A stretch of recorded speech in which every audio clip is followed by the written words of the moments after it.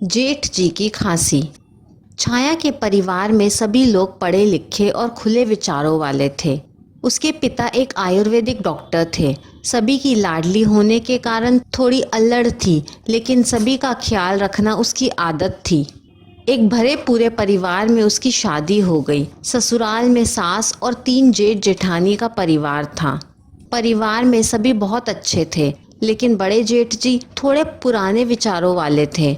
इसलिए घर की सभी बहुएं उनसे थोड़ा पल्लू किया करती थीं, लेकिन छाया को ये पता नहीं था और ना ही किसी ने उसे बताया।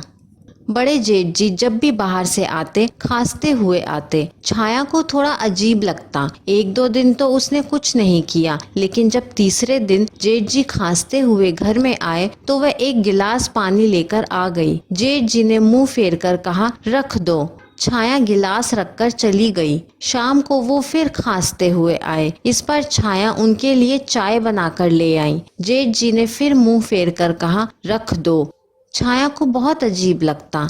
मन ही मन वो बड़बड़ा रही थी कि पता नहीं भाभी इनका ख्याल क्यों नहीं रखती। दूसरे दिन तो हद ही हो गई। जब जेठ जी खांसते हुए आए तो छाया उनके लिए काढ़ा बनाकर ले आई। जेठ जी उसका मुंह ताकने लगे और अपनी पत्नी को आवाज लगाई। जेठानी ने छाया से कहा, छोटी बहू, तुमने अपने जेठ जी के लिए काढ़ा क्यों बनाया है? छाया ने कहा, भाभी ये काढ़ा खांसी के लिए बहुत अच्छा है। मेरे पापा ने मुझे बनाना सिखाया है। लेकिन तुम्हारे जेठ जी तो ठीक हैं, उन्हें इसकी जरूरत नहीं है। अरे भाभी, आपने देखा नहीं, जेठ जी जब भी आते हैं खांसते हुए ही आते हैं। छाया ने कहा। यह सुनकर सभी जेठानियां और सासू माँ खिलखिलाकर हंस पड़ी। बड़ी जेठानी ने कहा, छोटी बहू, इन्हें खांसी नहीं है, वो तो इनकी आदत है। इनकी खांसने की आवाज सुनकर घर की सभी बहुएं सर पर पल्लू कर लेती हैं।